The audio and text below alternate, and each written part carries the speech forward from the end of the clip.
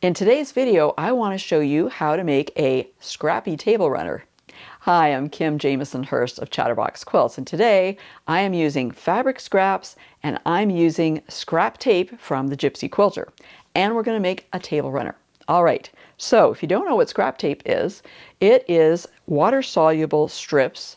These happen to be 2.5 inches wide, and they come from the Gypsy Quilter. So I've got 25 yards, well less now because I've used some of it up, but 25 yards of this initially. And what you do is you just take some of your scrap fabric and you start stitching it to this. So a few things. You want to make sure that your scraps are longer than the width of the tape. So in other words, you want to make sure they're longer than 2.5 inches because you want them to extend over the top and the bottom. You're going to trim them afterwards, okay?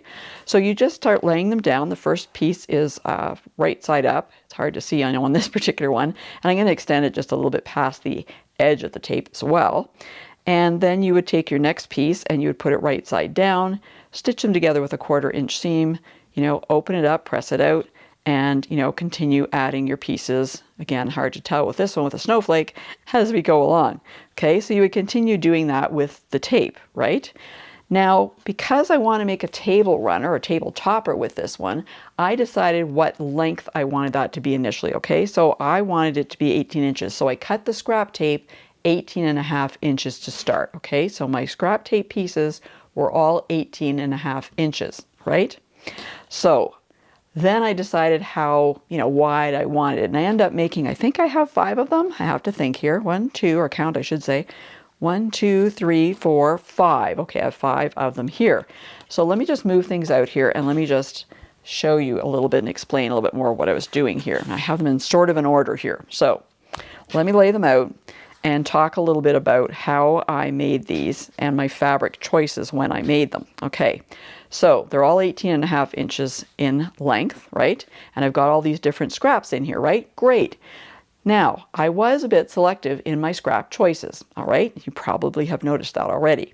So I picked some kind of bluey, kind of aqua blue fabrics, some whites, some reds, pinks, some kind of goldy shades, and I've got back to these pinks and reds again here. And I kind of split them up. So I may have 3 or 4 pieces of one color, and then I switched to another color, and then, I kept switching as I went along. So I was methodical and thoughtful about the color of the fabrics I picked. I have those 5, I think they are. 1, 2, 3, maybe 4, I guess. No, 4. 1, 2, 3, 4. Yeah, 4 different color groups. Gets confusing after a while. I would say 4 color groups. You can pick as many as you want. They could be completely random if you wanted to, okay? But I really like the bright colors in these, and that's what I did. So you can think about how you want to make your projects as far as what colors do you want, and then pick scraps in those colors.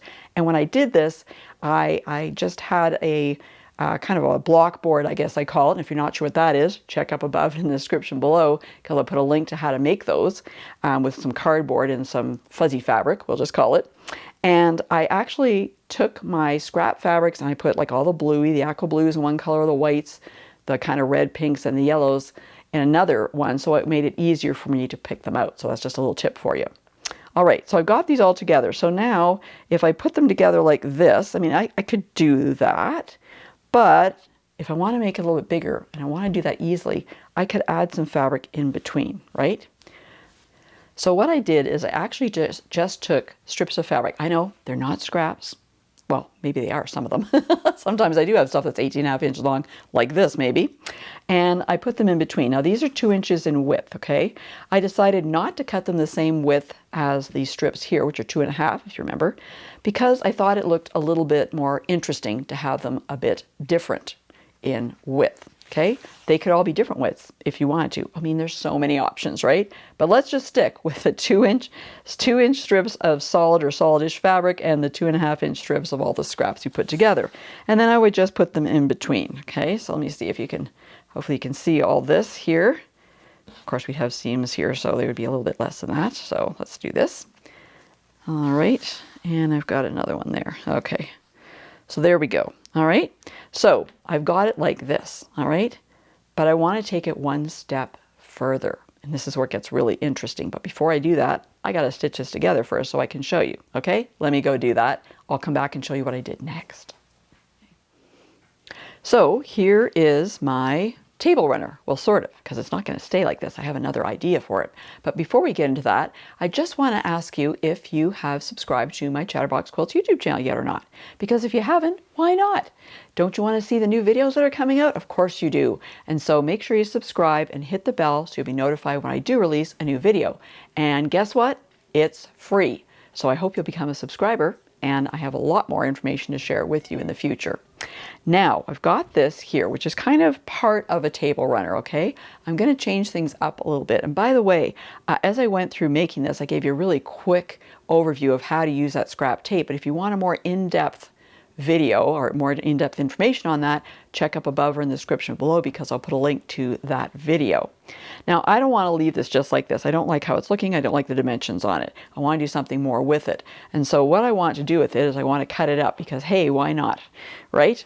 Don't we love to cut up things? Sure we do. Now, which way do I want to cut it? Well, I don't want to cut it this way. Okay, I want to split it into two, all right? So I want to make it longer. But I don't want to cut it this way. That doesn't make sense to me, all right? So I want to cut it this way.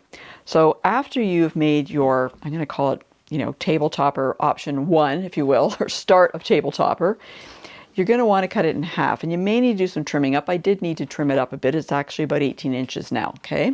So I will just cut it half of that, right? So half of 18 is 9. Ooh, I can do quilt math today. Okay, so let's just lay it out on my table. Okay, get it down there as best we can. And then I'm going to cut it at 9 inches. You could fold it in half. I had done that initially. I had folded it in half and just pressed it. But I mean, once you know how long it is really, after it's been trimmed, you can just cut it in half. All right, so I'm going to cut this in half. I'm just fussing with it a little bit because it was a little tough to square up, I'll be honest with you. But it's okay. It's all going to work out in the end.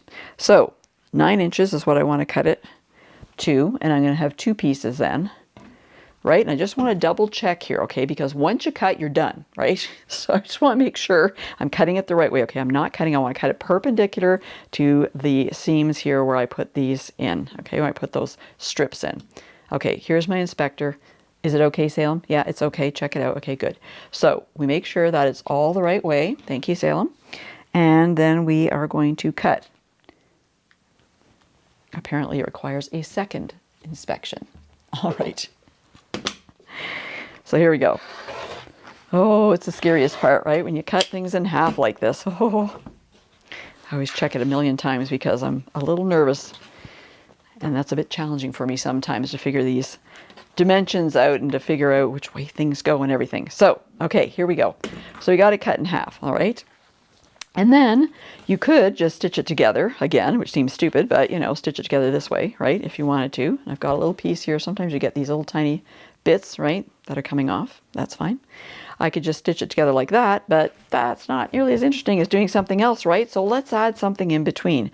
Let's add a block in between. So I've got a strip piece block here that I want to add. And I've actually trimmed it down a little bit. It might still be a little bit big, and I might need to trim it down just a tidge more. A little bit maybe on the top, or I can do that afterwards.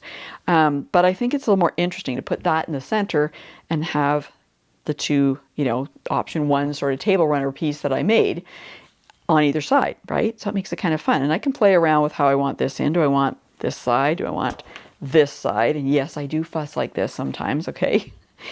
It doesn't make any difference, does it? No, not really. But, however you want it to look. So once I've got it to this stage, at that point in time, it's time to put them together, right? So I will just join them together with a 1/4 inch seam, of course. And then we're going to have this longer and thinner though, but longer, more like a table runner, right? Before it was kind of like a table topper. Now it's more like a table runner. So I'm going to stitch these together, come back and show you what it looks like.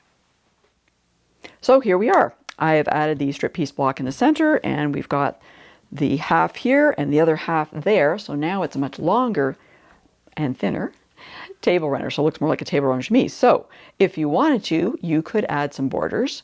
If you wanted to have it a little wider, you could just add borders at the top and the bottom. You could add borders all the way around if you wanted to. You could mix up the size of them, the width of them. Up to you. That next step is up to you. Now, if you're wondering about this strip piece block in the center and you don't know how to make a strip piece block, don't worry, I got you covered. Check out this video that has all the information that you need. And for more helpful quilting information, be sure to go to my website at www.chatterboxquilts.com.